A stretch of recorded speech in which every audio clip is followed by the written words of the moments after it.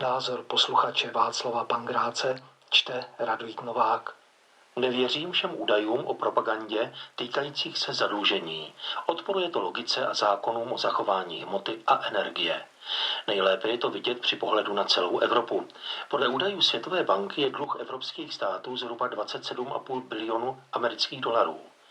Je to číslo celkem nepředstavitelné, ale přepočteno na české koruny je to 825 tisíc na jednoho obyvatele Evropy.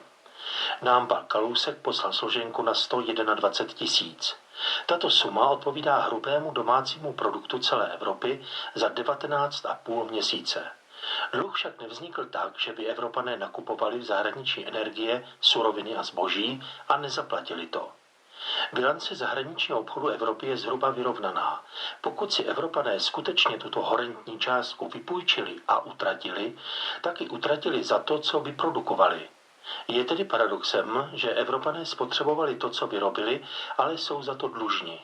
Že se jedná v podstatě o hrátky finančních institucí, je vidět na případu Řecka. To je v míře zadlužení vztaženo k hrubému domácímu produktu až na 15. nebo 16. místě. Nevím, proč bylo Řecko vybráno jako černá ovce.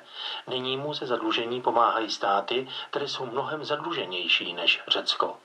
Protože dlužné peníze jsou vymyšlené a nereálné a taky splácení těchto dluhů je nereálné. Představme si, že by se Evropané drasticky uskrovnili a každý rok by 30% svého HDP dali na splácení dluhu.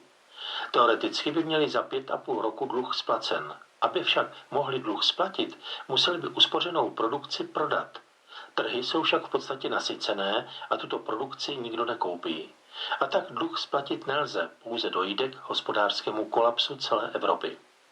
Kdyby se stal nějaký zázrak a Evropa získala 27,5 bilionu dolarů a dluh zaplatila, co by s těmi penězi věřitel, kdo to je, dělal?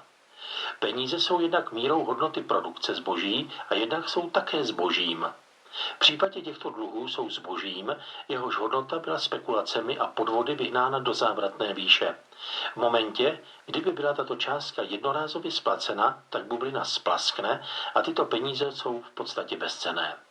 Za naprostou většinu těchto peněz se nedá nic koupit a ani je nelze nikde investovat.